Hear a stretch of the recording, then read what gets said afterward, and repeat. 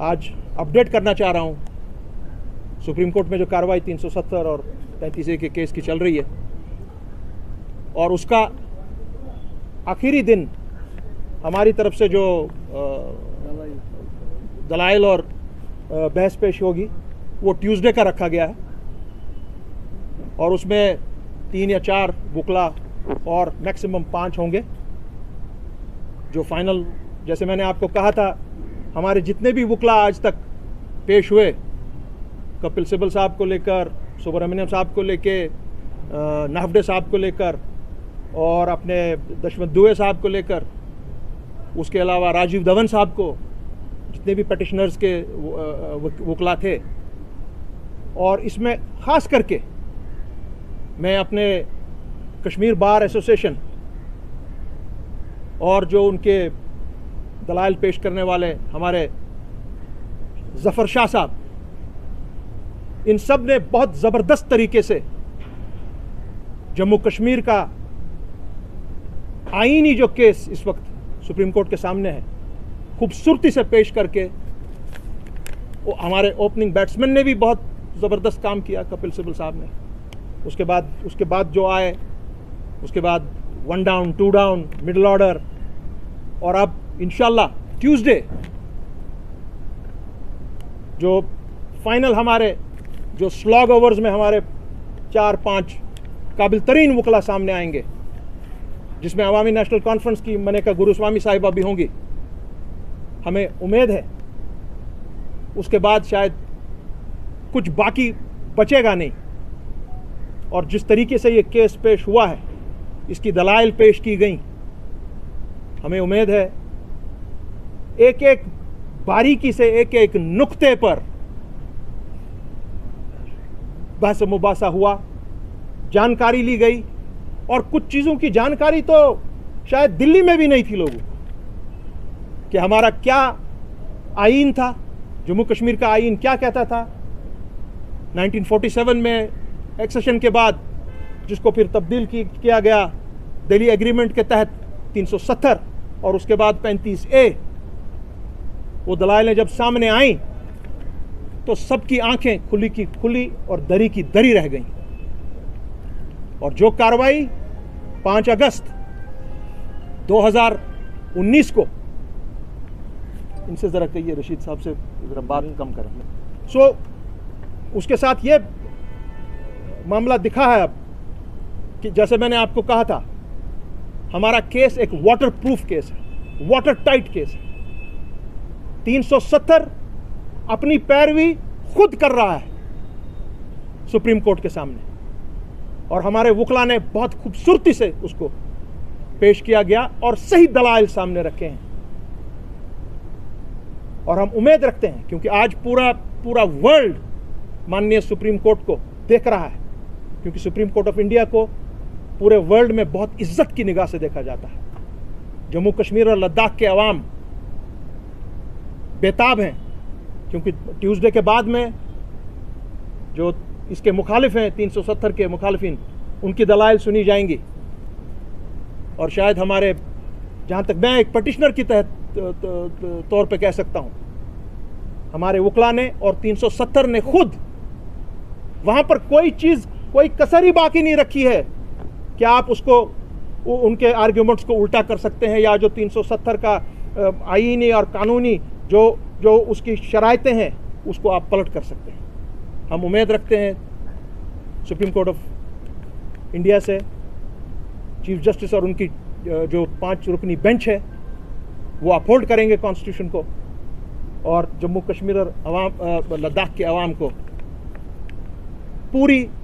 Justice देंगे। क्योंकि बहुत से लोगों ने इस बारे में बात की कि ये एफिडेविट्स दिए गए हैं, बहुत से लोगों को यहाँ कश्मीर में खुसूसन खदशात हैं कि चाहे बाबरी मस्जिद की तरह ये मामला ना हो, उसको अल्हम्दुलिल्लाह इस बेंच ने खुद ये कहा कि हमारा एग्जामिनेशन इस वक्त violation of constitution of Jammu and Kashmir का और कॉन्स्टिट्यूशन ऑफ इंडिया का है, कि 5 अगस्त को क्या इसमें वायलेशन हुई है,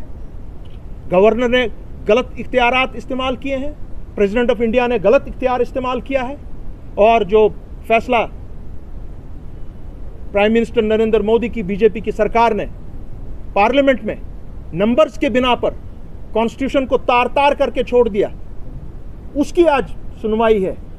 और इसमें ऐसी कोई चीज़ नहीं है जिसमें यह बताया जाएगा कि जी हम कोई जी नेशनल इंटरेस्ट के बारे में बात करेंगे। No, there is nothing like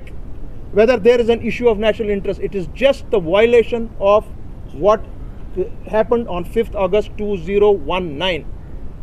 और हम उम्मीद रखते हैं एज petitioners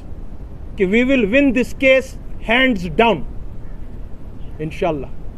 ये जम्मू के लोगों का भी आज मानना है,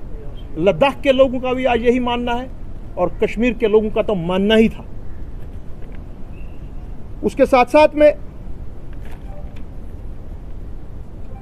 हम पर दो जिम्मेवारियां आयद हैं। एक 370 का दिफा और इस केस को इंशाल्लाह जीतना, जो अब सुप्रीम कोर्ट के सामने में है। और दूसरा कि बीजेपी और उनकी जितनी भी यहां पे प्रॉक्सीज काम कर रही हैं, जिस शक्ल शेप में वो काम कर रहे हैं, जो सियासी जमातों का नाम उनसे मुंसलिक किया जा रहा है,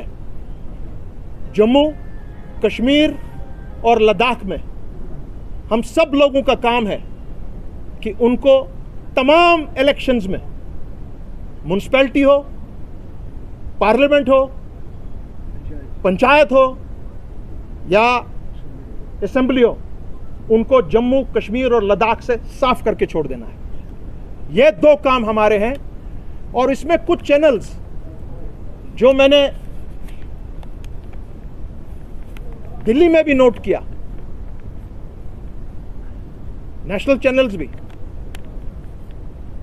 वो कुछ ऐसी चीजें पेश करते हैं, उस तरीके के सवालात सियासी लीडरों से कर रहे हैं। वो चाह रहे हैं कि किसी ना किसी तरीके से जो हमने एक यूनिटी करके इस केस को 4 साल लगातार इसके पीछे रह के,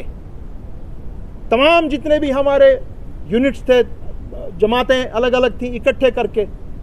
किसी तरीके से इनमें फूट पड़े, फाड़ पड़े। वो आज भी इस कोशिश में लगे हुए हैं। मैं बजाते खुद इसका मुशाहिदा दिल्ली में करता हूं, हर दिन करता हूं, और अभी तक हमने इसको बचाए रखा है। और मैं उम्मीद रखता हूं अपनी तमाम सियासी जमातों से जो इस वक्त वहां पे खड़ी हैं, कि जिस तरह से हमने अभी तक यूनिटी दिखाई है, और इसमें आज सिर्फ कश्मीर ही नहीं है, इसमें आज जम्मू हमसे आगे चल रहा है। National Conference, PDP, CPI, CPM, Awami National Conference, JKPM, Mission Statehood, IDP, Akali Dal Mann, और जो भी बाकी हमारी जो तंजीमें हैं, वो सभी एज फार एज जो ये केस इस वक्त लगा हुआ है, वो एक ही पेज पर है। और हम ये भी यकीन रखते हैं कि जो लद्दाख में अभी इलेक्शन आने वाले हैं और करगिल में, उसमें इंशाल्लाह बीजेपी का सफाया हो जाएगा।